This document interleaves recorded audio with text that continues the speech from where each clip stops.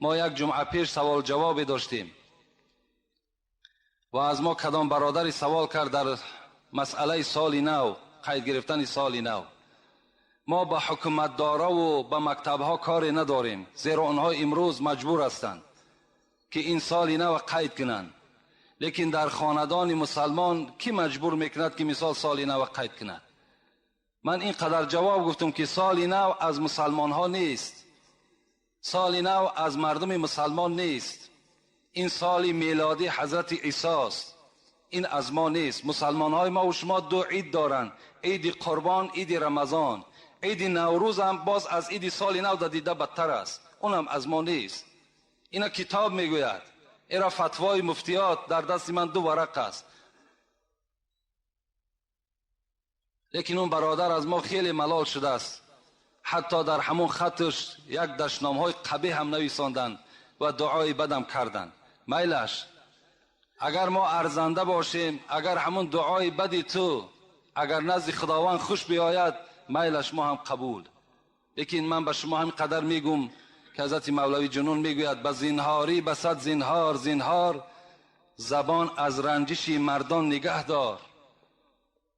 همان قوم برافت مبتلا شد، ز آزار دل مرد خدا شد. که 100 بار این جهان از آه دل سوخت، ولیکن به ادب عبرت نآموخت. شناس ای کور دل آتش نفس را، بکن اندیشه روزی پیش و پس را. سگ از اخلاص آمد جنس آدم، ز بی اخلاص آدم شد ز سگ کم. المسلم اخو المسلم، پیغمبر خدا گفته است مسلمان برادر مسلمان. لا یظلموه ولا یکذبوه ولا یخذلوه. مسلمان باید یکدیگر را دروغ نگوید، مسلمان یکدیگر را خار نکند، مسلمان باید یکدیگر را تحقیر نکند، دشنام ندهد. این وظیفه هر یک مسلمان است. لیکن باز میگم کدامی که اگر در خاندانش سال نو قید میکند، وای هممون دین عیسوی ده است، این جای پوشیده نیست. برادر گفته است اگر در شما تشویش نشود شما این جواب بگین. لیکن پیغمبر خدا میگه اذا رأى منکم منکرا فلیغیر بیدی. شما یک کاری اگر غیر مشروعات، غیر اگر شریعت در کجایی که دیدین، با دست خودتان تغییر بدهین. فإن لم یستطع، اگر به دستان نتونستین، فبلسانه، به زبانتان او را تغییر بدین. فإن لم یستطع فبقلبه و ذلک اضعف الایمان. وقتی که اگر زور شما به دست نرسید، به زبان نرسید، با دلتان همون عمل بد ببینین، این ضعیفی ایمان شما را نشان میدهد. ما به دلم بد نی، به دست منم نی، لیکن به زبان گفتیم و ما نزد خدا مسئولیم. فردا از این قومی که 500 نفره و 1000 نفره در نزد خداوند جوابگو هستیم. قول الحق و این کان مرا، حق بگین اگر چندی تلخ است. گفتم پیغمبر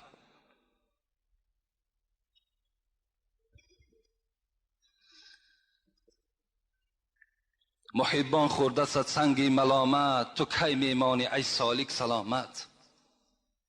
به ذکر حق کسی که کرد آهنگ، ز هر سو نوکری شیطان زند سنگ. ز هر سو می جکد سگ بر سری را، نظر بر سگ مکن رو سوی الله. حضرت مولوی میگه دی سگ ها در همه دنیا پر هستند، اینا جکیدن میگیرن. هزاران کاروان رفتند دو دو، هنوز این سگ ها دارند او او. این کاروان ها رفتن میگیرن، سگ ها جکیدن میگیرن. این یکی سگ از سگ های خداست. یک کاری خیر، یک نماز جمعه میخوانی، الله میگوید در عوض ثواب 10 جمعه را برای تو نصیب میکنم. یک سامان در راه پروردگارت خیر میکنی، 10 سامان الله میگوید من در نامه اعمال تو می نویسم. او ازیدو، از اینم زیاده برای تو ای بنده خود نصیب میگردانم. و من جاء بسیئتی، الله میگوید اگر مبادا بنده من ناسپاسی کرد، بنده من اگر مبادا با یک خطایی به من روبرو شد، لغزش اگر در راه اسلام انجام داد، فجزاء سیئة سیئة، مثلها او اغفر. پروردگار میگوید من در جزای یک نیکی 10 نیکی برای تو میدادم، لیکن برای یک گناه و یک لغزی شد. من برای تو که بنده محبوب من هستی، من که الله شما هستم، شما را دوست می‌دارم، در جزای یک بدی می نویسم، 10 بدی نمی نویسم. او اغفر، یا اینکه این یک لغزش و خطایی تو را من مغفرت میکنم. و من تقرب الی شبرا تقربت الیه ذراعا. پروردگار میگوید اگر کدام بنده من یک وجب به سوی من نزدیک شود، من که پروردگار او هستم، با این بزرگی و عظمتی خود 2 وجب به سوی این بنده نزدیک میشم. و من تقرب الی باعا ذراعا تقربت الیه باعا. اگر 2 وجب به سوی من نزدیک شود، من که پروردگار او هستم، با او 4 وجب نزدیک میشوم. و من اتانی یمشی اتیته حرولتا. اگر بنده من به جانب من آهسته آهسته آید، من که پروردگار او هستم، با این بنده خود با رحمت و مغفرتم دوان می آید. دوان به سوی بنده که آهسته آهسته به سوی من نزدیک می شود، دوان به سوی این بنده خود نزدیک می شوم. و من لقینی بقراب الارض خطیئتا لا یشرک بی لقیته مغفرتا. پروردگار میگوید اگر بنده من وقتی از حیات میگذرد، این دنیای فانی را پدرود میکند، با من وقتی روبرو میشود، زمانی که بین آسمان و زمین خطایی دارد، لغزش دارد، با این خطایی و با این لغزش هاش اگر به من روبرو شود، زمانی که شرک در راه پروردگار نکرده باشد، اگر شرک در راه خدا، در خرافات و بدعت ها اگر روبرو نشده باشد، من که پروردگار او هستم، با رحمت و مغفرتم با او روبرو می شوم، همه غلط و خطاش می بخشم. چو دریای رحمت تلاطم کند، گناه صاحب خیش را گم کند. اللهم انا نسألك حبك و حب من يحبك و حب عمل يقربون الى حبك. پروردگارا، ما یک توده بندگان تو از تو خواهان محبتت هستیم. ما یک توده بندگان تو خواهان محبت آن شخصانی که محبت تو را در دل دارند از تو می خواهیم. و پروردگار، آن عملهایی که ذات تو را راضی می کند، آن عملهایی که از اون عملها تو خوشنود می شوی، پروردگار ما بندگانت را به همان عمل دلالت بفرما. خدای مهربان، ما را بعد از این حیات پدرود گفتنمان با رحمت و مغفرتت استقبال بگیر. خدایا همه عذابها و شرمندگی و خجالت از روی ما بندگانت بردار. خدای مهربان، قبرهای ما را روضه از روضه های جنتت بگردان. خدایا از ما راضی شو. خدای مهربان، همه عبادت هایی که امروز اگرچه همه غطه سهو و لغزش و خطا هستند، خدایا به درگاهت مقبول بگردان. خدایا گذشتگان ما را رحمت و مغفرت بگردان. خدایا فرزندهای ما را اهل توفیق و اهل هدایت بگردان. شرم و حیا را خدایا شعار تمام مردم تاجیکستان ما بگردان. خدایا ملک تاجیکان آباد بگردان. ملک ما را زیبا و باز هم اقتصاد چه، باز هم فرهنگ و معنویات چه، خدایا بلند بگردان. و خدایا رهبر دولت ما را هم عمر دراز و تن صحت و خاطر جمع نصیبش بگردانی. آمین و رب العالمین. موعظه‌ای که جمعه پیشین داشتیم در باب مصیبت صبر در مصیبت بود که باید ما و شما در مصیبت هایی که در دنیا روبرو می شویم باید چگونه استقبال گیریم، باید در مصیبت چگونه رفتار داشته باشیم. آیا باید ما داد و فیغان گوییم، رو خراشی کنیم؟ آیا هر یک کلمه های بیجا و ناجا بر زبان من رانیم، یا در عوض این شکر پروردگار را بجا بیاریم؟ ما در اطراف این موضوع کمی صحبت داشتیم و انشاءالله این جمعه هم اگر خداوند بر ما و شما مهلت دهد، وقت دهد، در اطراف این موضوع با شما صحبت میکنیم. ناگفته نماند که شاعر میگوید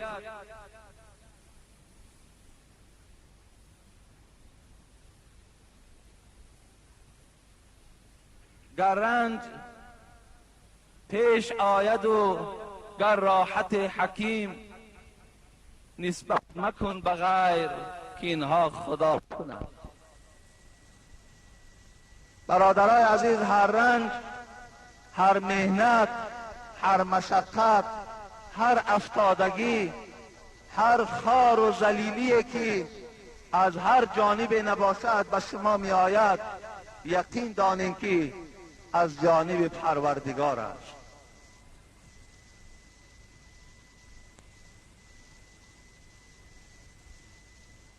خرج ذات یوم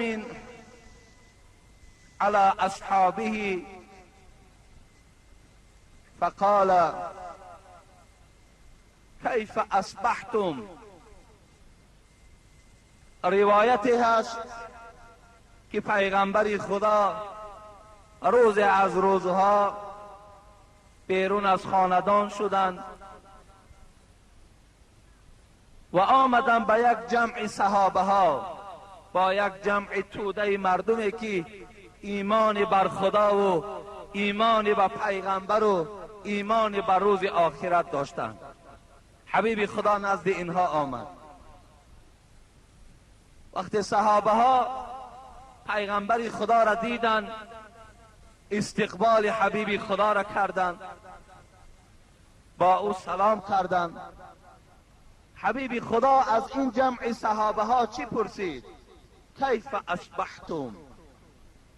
ای دوستان خدا، ای همنشینان من، شما چگونه سحرخیزی کردید؟ فقالوا اصبحنا مؤمنین بالله. گفتن ای حبیب خدا، گفتن ما سحرخیزی کردیم مثل این که ایمان بر خدا داشتیم. وقتی سحر بیدار شدیم، هزارها شکر به سوی پروردگار که ایمان بر خدا داشتیم، ایمان بر شما داشتیم، ایمان بر روز قیامت و به خانه قبر داشتیم. حبیب خدا سوال باز دوام دادند و ما علامت ایمانکم. ای اصحاب من، شما گفتید ما سحرخیزی کردیم، ایمان آورنده به پروردگار، آیا چیست همان این علامت ایمانی شما؟ ایمان علامت دارد، همون ایمانی که شما گفتید ما ایمان بر خدا داشتیم، ایمان بر روز قیامت داشتیم، دلی ترسننده به سوی ذاتی تو داشتیم، به سوی پروردگار داشتیم. یعنی بیدار شدیم، زمانی که در دل ما ترس پروردگار بود، خوف الله بود، محبت به پروردگار بود. آیا چیست همون علامت ایمان شما چیست؟ کنه نشانش برای ما بیان کن. البته خوش به حالی همان دلی که سحر بیدار می شود و در داخل این دل محبت الله، محبت پیغمبر، محبت قرآن و مسجد، محبت اسلام وجود دارد. خوش به حال اون شخصی که این گونه دلی بیدار دارد. حبیب خدا که در بعض روایت ها می آید که از بعض حکمای ما و شما روایت می شود اسعد الناس من له قلب عالم و بدن صابر و قناعت بما فی الید.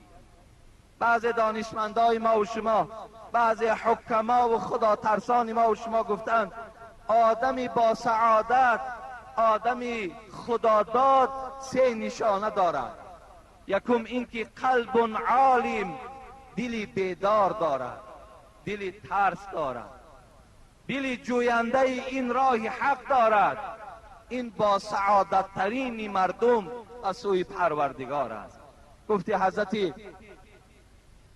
سید علی حمدانی که مرقد ایشان در این کولاب ما و شماست، نه دیده بود که جستجویش نکند، نه کام و زبان که گفتگویش نکند. هر دل که در او مهر الهی نبود، گر پیش سگ افکنم بویش نکند. در دلی که اگر محبت پروردگار و عشق خدا و این راه حق نباشد، حضرت گفتند این دلی هست که غفلت آلوده هست، دلی هست که اگر در پیش سگ پرتافته شود، سگ حتی که بوی بر این دل نمی کند. دلی که از نور معنی نیست روشن. دیگر حکیم ما میگوید دلی که از نور معنی نیست روشن، مخوانش دل که او سنگ است و آهن. دلی که از گرد غفلت رنگ دارد، از او هم سنگ و آهن ننگ دارد. اگر دلی که غفلت آلود باشد، دلی که در او آن چیزی که یادآور شدن وجود نداشته باشد، حتی سنگ و آهن میگوید نفرت به سوی خدا میکند که خدا را شکر که سنگ و آهن من کردی، لیکن این گونه دلی سخت ما را نگردانیدی. هزار شکر به سوی تو میگوید. همین توده که شما در این مسجد جمع شدید، آیا شما را به اینجا چی آورد؟ انا همان دلی بیدار، انا همان دلی که در او عشق الله، عشق پروردگار، عشق جمعه، عشق قرآن بود که شما را در این ساعت به این مسجد کشاله کنان گرفته آورد. انا همان دلی بیدار شماست. حبیب خدا گفتند علامت ایمان شما چیست؟ ای صحابه هایی که گفتین ما بیدار شدیم زمانی که ایمانی بر خدا داشتیم. صحابه ها چی گفتند؟ علامت ایمان ما این است که نصبر علی البلاء، نشکر علی الرخاء، نرضى بالقضاء. فقال انتم مؤمنون حقا و رب الكعبه. پیغمبر خدا جواب گرفت از صحابه ها که علامت ایمان ما این است که صبر کننده در بلا هستیم، شکر کننده در آرامی هستیم و در قضا و حکم پروردگار راضی هستیم. وقتی حبیب خدا این جواب از صحابه ها شنید، گفت شما در حقیقتا مؤمن حقانی هستیم. مؤمن حقانی کسی بود است که در بلا صبر میکرده است، در مصیبت صبر میکرده است و در آرامی که خدا برای اونها نصیب کرده است در این آرامی رضا هستند، شکر به سوی پروردگار میکنند و در قضای پروردگار باشد راضی هستند. هر چیزی که به سوی ما می آید بگذار بیاید، میگوید پروردگارا از زبان ما بجز کلمه این لله و این الیه راجعون چیزی البته نمی براید.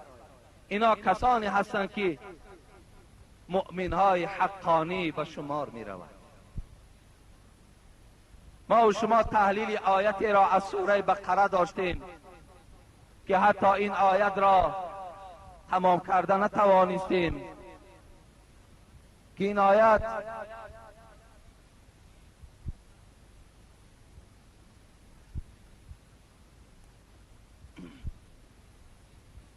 همون آیتی بود که ولا نبلونکم بشیء من الخوف والجوع و نقص من الاموال والانفس والثمرات.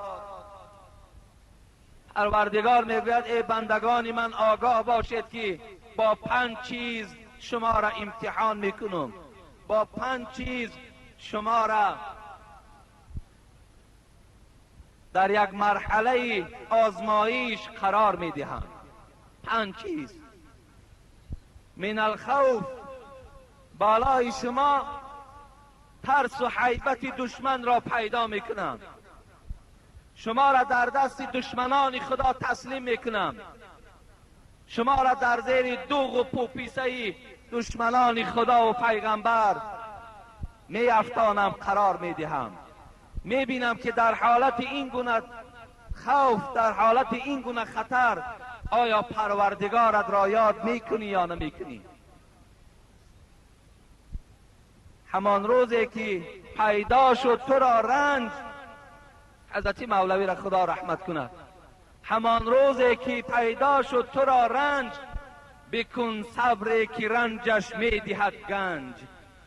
حضرت میگوید وقتی که تو ای بنده خدا فراموش نکن که موسی به خودش دشمن داشت، فرعون بود.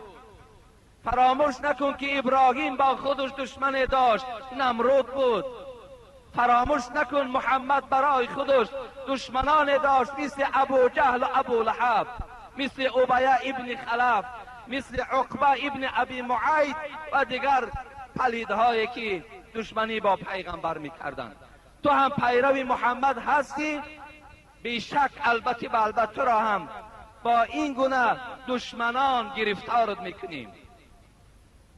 همان روزی که پیدا شد تو را رنج، بکن صبر که رنجش میدهد گنج. که اینجا گنج ها با اژدها است، به هر جا گل قرینی نیش خار است. خدا رحمت و مغفرتش کنه. به هر جا در اینجا رنج ها با اژدها است، به هر جا گل قرینی نیش خار است. ندیدم هیچ یک شایسته خوی، حضرت میگوید تا امروز من ندیدم آدمی را که شایسته خو باشد، یعنی خدا ترس باشد، نمازخوان باشد، آدمی گویم که به نهایت با آداب و با اخلاق باشد، ندیدم تا امروز. چرا ندیدم؟ ندیدم هیچ یک شایسته خوی به دنیا زیسته باشد به عدوی. نه گل بی خار می روید در این باغ، ملال بلبلان از دغدغه زاغ. بکن صبر در جفای منکری دیل، شود شاید مراد از صبر حاصل. حضرت گفتن تا امروز منم 70 سال 80 سال حیات دیدم، لیکن گلی بودم که در اطرافم خارهای زیاد داشتم. حضرت مولوی جنونی را اولین خاری که در وجود او میخلید برادر خودش بود که دشمنی میورزید. خود مولوی جنونی در عذاب و شکنجه برادر خودش گرفتار بود. به هر جا گل قرینی نیش خار است. هر جا ده دوستان خدا در عذاب و در شکنجه گرفتار هستند. آن روز که آب و خاک بر هم زده اند، بر طینت آدم رقم غم زده اند. خالی نبود آدمی از درد و بلا، که این ضربت اولین بر آدم زده اند. البته حضرت آدم خودش گویم در خاک او غم و ضیقت و مشقت آمیخته شده بود. نمیبینی که آدم اگر یک هفته خوشی داشته باشد 3 هفته دیگرش پی در پی غم و اندوه و بیماری و مشقت است. انسان از این خالی نیست. برای همین پروردگار میگوید ولا نبلونکم بشیء من الخوف، من شما را ای بندگان آگاه باشید، خبردارتان میکنم. ببین اگر ما و شما در مکتب امتحان سپاریم، بلیط هایی که ما و شما جواب میگردانیم مخفی هستند، برای ما خبر نمیدهند که در بلیط کدام سوال آمدگی است. لیکن پروردگار همان بلیطی که سنجش بنده را میکند الکی پیشکی خبردارش کرده است که ای بنده در همین بلیط من نویسانده است که من تو را با 5 چیز آزمایشت میکنم، با 5 سؤال بالای تو میآیم. به خاطر چی؟ انما یوفی الصابرون اجرهم بغیر حساب، تا که تو بنده من در این آزمایش من صبر کنی و آن اجر و تحفه که حساب ندارد برای تو بنده صابر همان اجر پاداش دهم. با این خاطر سنت الهی همین است که من شما را سنجش کنم و در برابر طاقت و در برابر صبرتان من برای شما مکافات نصیب گردانم. شما را در خوف گرفتار میکنم، عذاب و شکنجتان میدهم، در ترس و پوپیسه دشمن گرفتارت میکنم، حتی زندانیت میکنم. از پشت اسلام و از پشت خدا ترسید. کنی میبینم در اون حالت خدا را عبادت میکنی یا نمیکنی. والجوع، با گرسنگی، اگر چند که حضرت امام شافعی گفتند مراد از جوع این صوم رمضان است، ماه رمضان است. ماه رمضان بالات میارم. آیا در ماه رمضان آیا طاقت داری این 1 ماه را روزه میگیری یا نمیگیری؟ آیا در این گرسنگی که از سحر تا بیگاه برای تو جدا کردم آیا طاقت داری یا نداری؟ بعضی مفسران گرسنگی همین ناداری را هم گفتن تو را قشاق میگردانم، فقیر میگردانم، در بدرت میکنم. کنی آیا در این فقیری و طلبندگی خدا را عبادت میکنی یا نمیکنی؟ و نقص من الاموال، آن دولت و سولت و آن 100,000 و 200,000 دلاری که ذخیره داشتی همه اینا تله و تاراج میکنم. کنی در حالت پول دارید به عبادت پروردگارت مشغول بودی، این زمانی که این 200,000 دلار از دولت و سولتی تو من گرفتم آیا باز به سوی خدا رجوع داری یا نداری؟ والانفس، 4م چیزی که امتحان من این است که من پدر و مادر، فرزندهای دوستدار و رفیقهای نزدیکترین تا از تو جدا میکنم. آیا در این حالت به پروردگارت رجوع داری یا نداری؟ و ثمرات، میوه های باغی که داری، زمین های ارنده که 100 هکتار و 200 هکتار میوه داری، زراعت داری، در آنها آفت میارم، در آنها مصیبت میارم که حتی 1 کیلو زراعت و میوه برداشته نمیتوانی. آیا شکایت به سوی خدا میکنی یا اینکه شکرانه به سوی پروردگار میکنی؟ در میوه ها هم تو را میسنجم. اگر چنده که حضرت امام شافعی گفتن المراد من الثمرات هو الولد، مراد از ثمرات میوه پروردگار اینجا فرزند در نظر دارد. امام شافعی میگوید که آیا فرزندی که از توست، فرزندی که 1 ساعت و 2 ساعت نمیبینیش بیقرار میشوی، فرزندی که اگر 1 ماه از او جدا شوی چند کیلو گوشت بدن تا بای میدهی، انا همین فرزند دوستدارت از کمری تو، از پهلوی تو جدا میکنم. آیا صبر کننده هستی یا نه؟ آیا به سوی پروردگار در این حالت شکر میکنی یا نمیکنی؟ در این 5 حالت الله گفت من تو را چکار میکنم؟ آزمایش میکنم، من بالای تو امتحان میارم. فراموش نکنین چگونه ای که جمعه پیشین گفتیم وقتی که رسول اکرم پرسیدن سختترین بلا ای حبیبی خدا، سختترین مصیبت در دنیا بالای کی می آید؟ حبیبی خدا چی گفتن؟ الانبیاء ثم الصالحون ثم الامثل فالامثل. حبیبی خدا گفت سختترین بلا و مشقت اول بالای پیغمبرها می آید، بعد از آن آدمان صالح، آدمان خدا ترس در این بلا و رنجه گرفتار می شوند. بعد از آن کسانی که با پیروی پیغمبرها و پیروی این آدمان صالح هستند، اونها هم در رنج و مشقت گرفتار می شوند. شما نظر کنین به حیات رسول اکرم، آیا یگان روزی خوش حضرت دیدن یا ندیدن؟ ما و شما اینقدر قصه ای که در اطراف رسول اکرم میکنیم، آیا کدامش از راحت و از آسایشتگی حبیب خدا خبر داده است؟ هیچ وقت.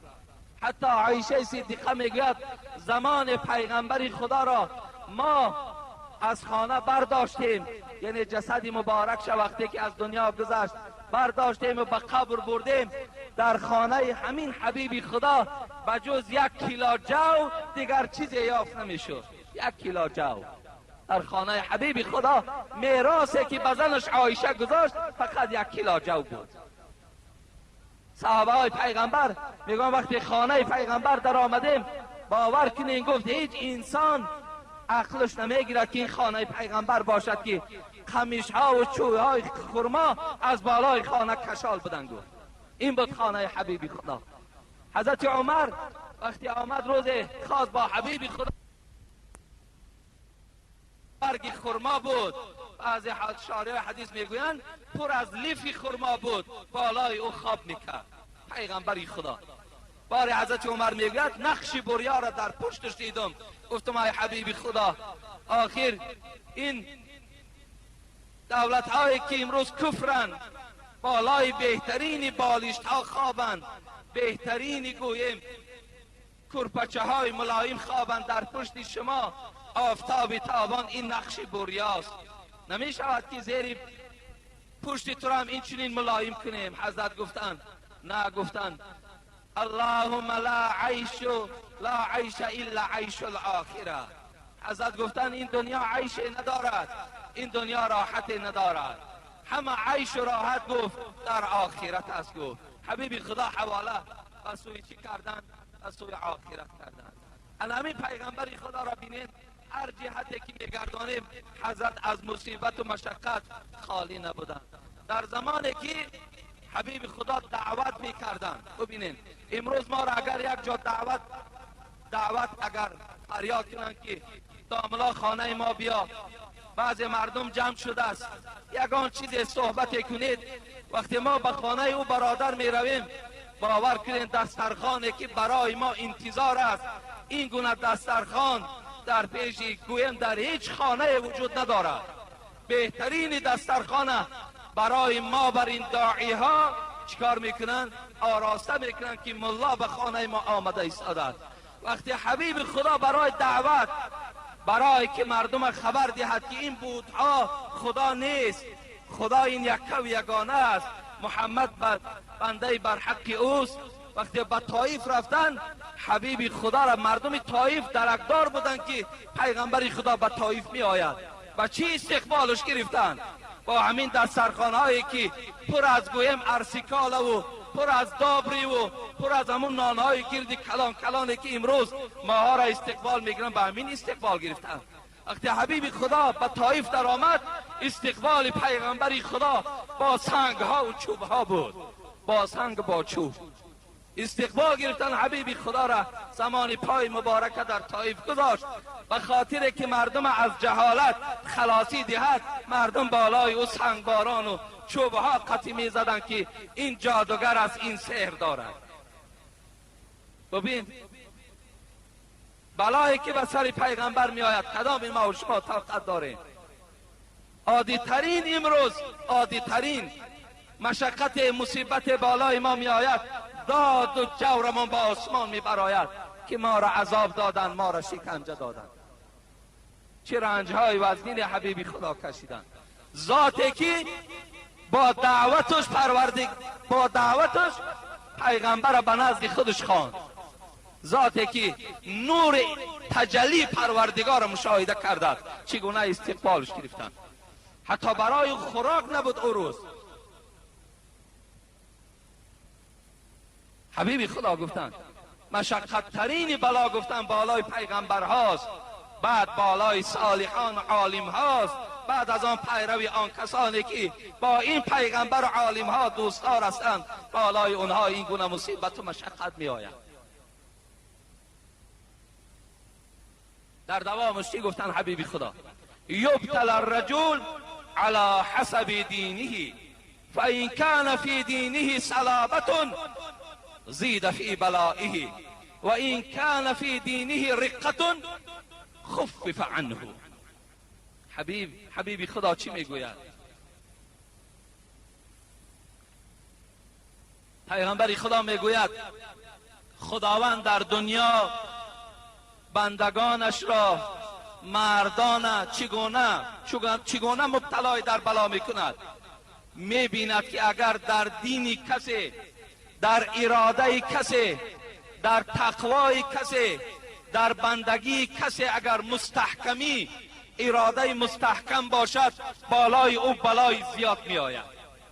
لیکن اگر کسی ایمانش ضعیف باشد، ایمانش این زمان آن زمان تغییر یابنده باشد، در دلش غیرت نداشته باشد، خفف عنه، پروردگار میگوید با این گونه بنده من بلام عطا نمیکنم. من این نعمتی که گفت شاعر که هر درد و بلایی که از آسمان فتد اول بلوح سینه صاحب دلان رسد. هر بلا و مشقتی که از آسمان می افتد اولی شده در دل آدم صالح، اولی شده در دل آدم خدا ترس می رسد. خداوند می گفته است من با او بنده که طاقت بلای مرا ندارد، این بلای من بسیار یک نعمت قیمت است، من برای او این بلا را نمی دهم. گفت این بلا نصیبش نکرد است. گفت این بلا بسیار چیز قیمت است، بسیار چیز قیمت است، ارزش خیلی کلان دارد. اگرچه امروز ما و شما چی میگیم؟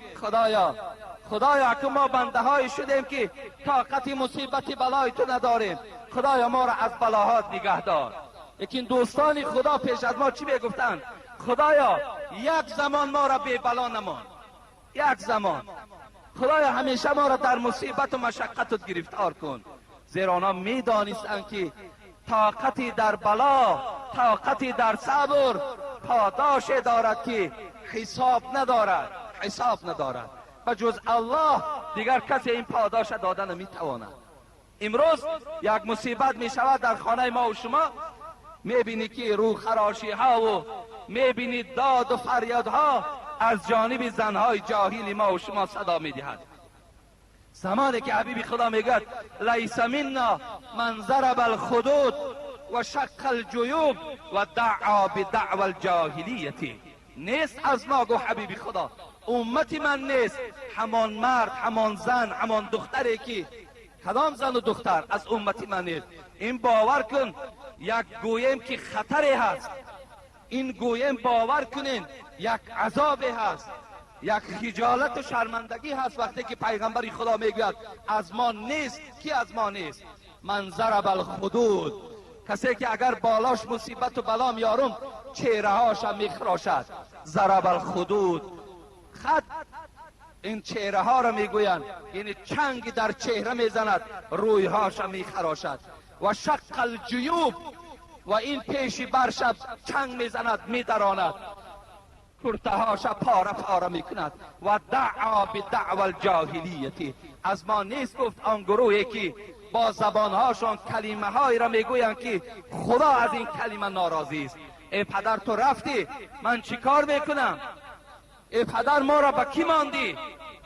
با کی ماند تو را؟ پدری تو را با کی مانده بود وقتی پدرش نبود؟ با کی ماند؟ داد و فریاد. امروز باور کنین ما و شما تا جای پیش این مصیبت ها را گیریم، باز یک گروهی گویم به خدا گویم، یک گروه به توفیق گویم از زنها تشکیل شده است. اونها آمده در معرکه های ما و شما نوحگری میکنند، شعر میخوانند، چنان شعرهای دلسوز میخوانند که مردم در گریه میارند. این گونه گروه های با تشکیل شده است تا جایی که ما و شما نوحه را دور کنیم.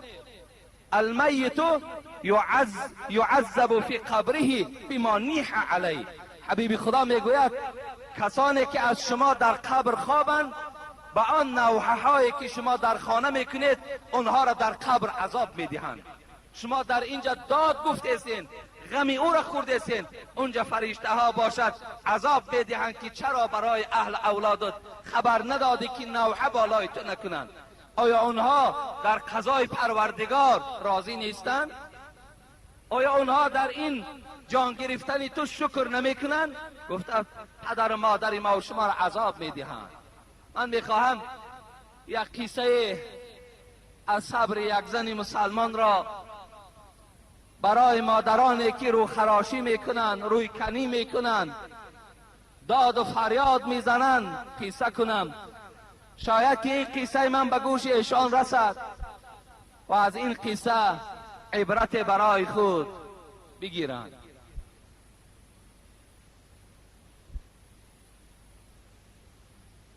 ام سلیم که این خیلی زنی خدا ترس، خیلی زنی خدا داده بود که به نام رمیسا فرزند ملحان نجاری مشهور است. ام سلیم این کنیتش بود، لیکن اصل نامش رمیسا بود. حبیب خدا گفت شب معراج اولین زنی را که در جنت من روپرو شدم این رمیسا بود. در جنت دیدمش. وقتی آواز پای شنیدم در جنت گفتم این آواز پای کی باشد؟ گفتن آواز پای بلال است. بعد از آن گفت قصر دیدم که باور کنین، گفت این خیلی قصر را تصور کرده و بیان کرده نمی شود. گفتم این قصر از آنی کیست؟ گفتن این از عمر ابن الخطاب است. اولین زنی که در جنت دیدم این کی بود؟ این حضرت رمیسا بود. همین ام سلیم. وقتی شوهر ام سلیم از دنیا گذشت، از ام سلیم یک فرزند باقی ماند به نام انس باقی ماند. آوازه مردن شوهر ام سلیم مکه مکرمه را فرا گرفت. بعد از گذشتن عده این زن، حضرت ابو طلحه که به نام زید ابن سهل نجاری است، ابو طلحه باشد کنیتش است، خبردار شد که رمیسا یعنی ام سلیم شوهرش مرده است. خیلی ابو طلحه خرسند شد. برای چی؟ به خاطر که ام سلیم بسیار زنی صادقه بود، بسیار زنی خدا ترس بود و بسیار جمال خوب داشت. میگوید ابو طلحه را حکایه میکند در کتاب همین صحابه های گرامی که عبارت از 7 جزء است. برادران زاهدان این کتاب چاپ کردند. میگوید ابو طلحه و زمان خودش ایمان نداشت. به خانه ام سلیم آمد، در را تق تق کرد. ام سلیم گفت وارد شو. داخل خانه شد. ابو طلحه گفت ای ام سلیم، من قصه را کوتاه میکنم زیرا وقتم کم مانده است. ای ام سلیم گفت میدانی برای چی آمدم؟ گفت نه. گفت برای خواستگاری تو آمدم، میخواهم تو را در نکاح خودم درآورم. ام سلیم گفت من گفت پیشنهاد تو را رد نمی کنم، من پیشنهاد تو را قبول میکنم. ابو طلحه که بسیار دولت و سولت داشت فکر کرد که ام سلیم به خاطر دولت و سولتش گفت که من سخن تو را رد نمی کنم. چگونه ای که امروز ما و شما فقط و فقط از پای دنیا و از پای دولت هستیم، فقط و فقط دختر دولتدار میکابیم.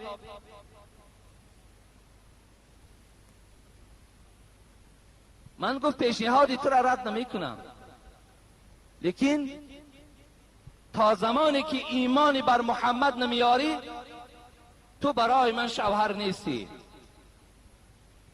ابو طلحه گفت ای ام سلیم، گفت از زرد و سفید خیلی زیاد برخوردارت میکنم، لیکن این ایمان محمدی را برای من پیشنهاد نکن. زرد و سفید چی بود؟ از طلا و نقره. طلا و نقره فراوان دارم، برای تو نصیب میکنم لیکن از ایمان محمدی برای من پیشنهاد نکن. فکر کرد که زنی هست که دوستدار دنیا و تکیه بر دنیا دارد. گفت ابو طلحه گفت به خدا قسم گفت اگر تا ایمانی بر خدا نآری گفت من تو را به شوهریم گفت انتخاب نمی کنم. ابو طلحه در حیرت ماند، در حیرت ماندند. گفتم پس کی این کلمه را برای من عرضه میکند؟ گفت من خودم گفت برای تو کلمه را عرضه میکنم. گفت بگو لا اله الا الله محمد رسول الله.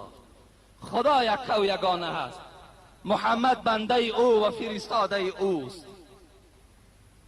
ابو طلحه میگوید به زبانش این کلمه را راند.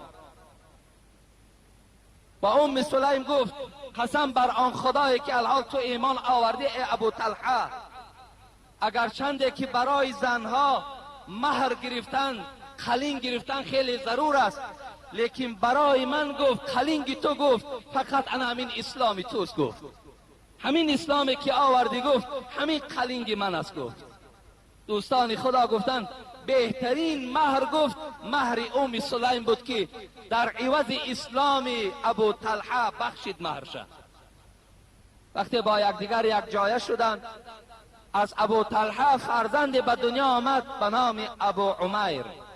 عمیر فرزند به دنیا آمد که ابو طلحه میگوید بسیار در اول یکی از دشمنهای پیغمبر بود، لیکن از زمانی که ایمان آورد با پیغمبر خدا در جنگ احد که یکی از منظره های اشتراک ابو طلحه بود، میگوید در جنگ احد رسول اکرم میگوید پیش من ایستادگی بود، زمانی که میگوید ابروی من جراحی داشت، لبهای من جراحی داشت، چهره های من از سنگ این مشرکان همه دریدگی بود، اویم چهره من پر از خون بود. ابو طلحه میگوید در پیش من مثل سپر ایستاده بود. میگفت وقتی میگوید پیغمبر خدا از پشت ابو طلحه من نگاه میکردم که احوال مؤمن ها چگونه باشد. ابو طلحه میگفت ای حبیب خدا، گلوی من گفت در سپر گلوی توست، این سری من گفت سپری سری توست، گفت این جسد من سپری جسد توست، گفت هیچگاه گفت سر از پسی من بیرون نکن، میترسم شاید تیر از تیرهای دشمن در جسد مبارکی تو تاثیر نکند. ابو طلحه یکی از منظرهای محافظتش همون جنگ احد بود. حبیب خدا میگوید در این جنگ ابو طلحه میگوید 3 کمان از شکست، میگوید 3 کمان از دست حضرت شکسته شد. این از تیرزنی زیاد حضرت خیلی مانده شدند، دفاع از پیغمبر خدا کردند. از همین ابو طلحه فرزندی که عمیر گفتگی به دنیا آمد، میگوید یک زمان دسرویک شد، بسیار دسرویک بود و حتی میگوید حبیب خدا همین فرزند ابو طلحه را گاه نوازش میکرد، گاه حزن شوخی میکرد. باری میگوید همین فرزند ابو طلحه بیمار شد، بیماری تب او را فرا گرفت. سحر این مرد خدا ترس از پای کار میشد، بیگاهی گشته به خانه می آمد. تا آمدنش ام سلیم همه کارهای خانه را انجام میداد. ابو طلحه با این قدر دولت و سهولت در این کتاب میگوید تا زمان وفاتش بغیر روز عید رمضان و عید قربان کل سال میگوید روزدار بود حضرت، هیچگاه از روزه خلاص نبودند. میگوید می آمد ام سلیم برای او دسترخوان آماده کرده بود، پیشواز میگرفت مثل زنهای امروزه نه که وقتی شوهر به خانه می آید درک زن نیست، وقتی شوهر به خانه می آید استقبال از جانب زن نیست، دستگیری از جانب زن نیست، چهره تبسم از جانب زن نیست. مثل این زنها نبودند. حضرت میگوید قبولش میکرد، برای او میگوید دسترخوان آماده میکرد، حضرت میخوردن و خواب میکردند و میپرسیدند فرزند من چگونه است، یا می آمد خبر از فرزند میگرفت. ام سلیم میگو الحمدلله امروز بهتر است، امروز بهتر است. باری میگوید ابو طلحه وقتی از خانه برآمد یگانه فرزند بود، دوستش میداشت. نصف روز بود که عمر از دنیا گذشت. بچه ابو طلحه از این بیماری دور و دراز جان به حق تسلیم کرد. بیگاه ابو طلحه آمد، اولین چیزی که پرسید: ای ام سلیم، ای رمیسا، فرزند ما چی خیل شد؟ ام سلیم اگر این عادت زنای ما و شما را می داشت، آل داد و فیغانش محله را فرا گرفتگی بود. ام سلیم می دانست که ابو طلحه روزدار است، خودش آدمی خسته و خودش آدمی مانده شده، در حال این فرزند میگوید پاکیزه کرد، شست تازه کرد، در کفن گرفت، در خانه دیگر برده گذاشت. وقتی ابو طلحه بیگاهی که آمد از حال فرزندش پرسید، حضرت ام سلیم چی گفت؟ ابو طلحه گفت با تمام اطمینان گفت بے پروا باش، خاطر تا جمع کن، گفت وقت خوش بگیر که فرزند من گفت مکمل گفت درست شد، الحمدلله گفت از همین درد دور و درازی که داشت گفت خلاص شد، الحال گفت خواب هستن. گفت ابو طلحه خیلی خرسند شدند از این خوشخبری، زنش خیلی خرسند شد و شب چیکار کرد؟ شب میگوید از خرسندی زیادش ابو طلحه با این رمیسا میگوید باز خانه‌داری کردند، یک جایه شدن. میگوید سحر این زن مسلمان پیش از شوهر بیدار شد و آب طهارت برای ابو طلحه تیار کرد و گفت: ای ابو طلحه، گفت من به تو یک سوال دارم، آیا جواب میگردانی؟ گفت البته به البته. چی سوال است؟ گفت سوال من این است که اگر مبادا یک شخص برای ما و شما یگان چیزی را عاریت آرد، یک چیزی را در پیش ما و شما امانت گذارد و فردا به سراغ او آید، آیا این چیز را برای صاحبش نصیب عطا کنیم یا نکنیم؟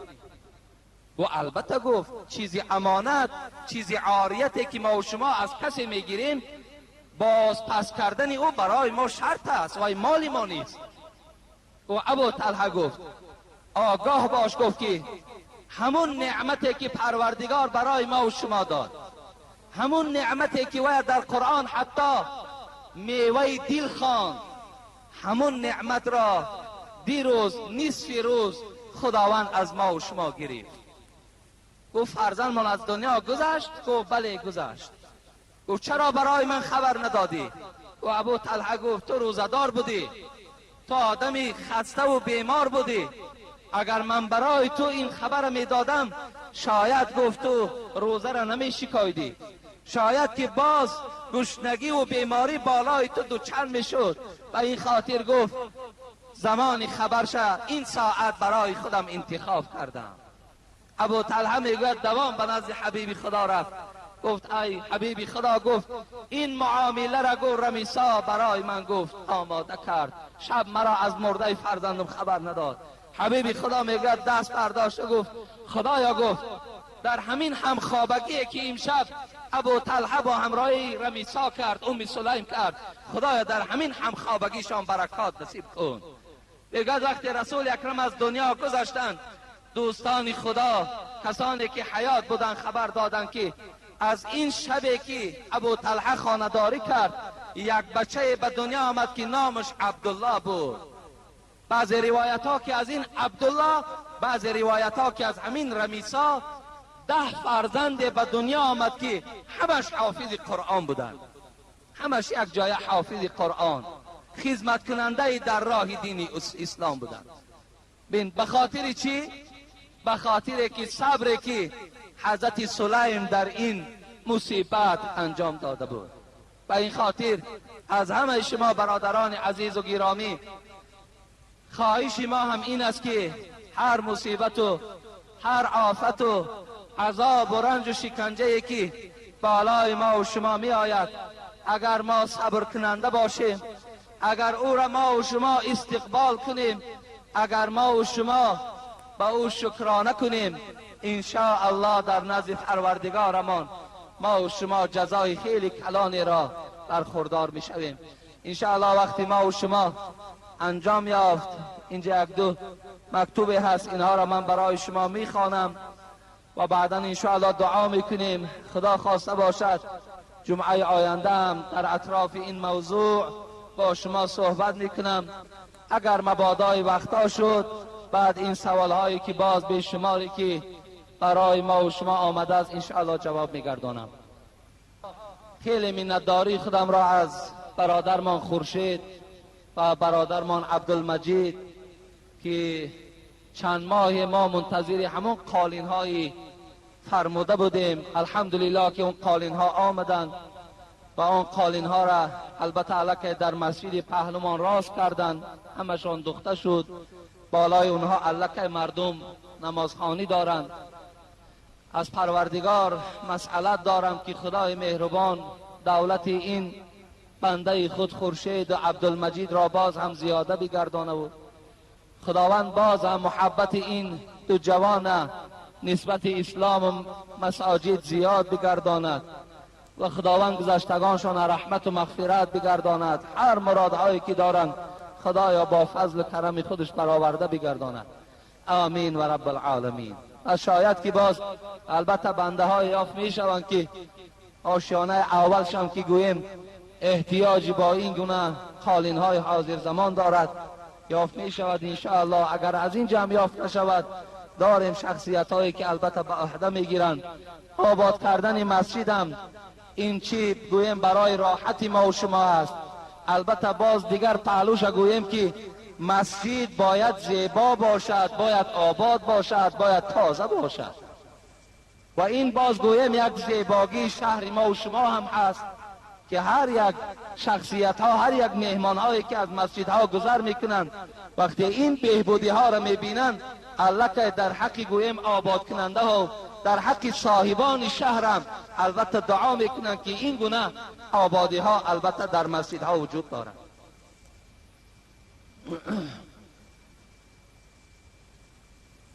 سلام داملای بسیار محترم حاجی مرزا فرستاده ناچیزی مرا گرفته در حق جگربند من که بسیار حال اخلاصمندی شما هست دعای تن و جان و سلام دهید. با احترام مادر، یک مادر اینجا یک مبلغ روان کردن که در حق فرزندشان دعا کنیم که اخلاصی گویم با خدا و پیغمبر دارد. دعا میکنیم که خدای مهربان اخلاص این فرزند این مادر را باز هم زیاده بگرداند و با آن علمی که خدا دادستش با آن عمل کننده باشد و خدای مهربان دعای پدر و مادر را گرفته راحت دنیا و آخرت در خدای مهربان مبتلاش بگرداند. آمین و رب العالمین. یک مخلص ما از رایان گویم رودکی میگوین الحال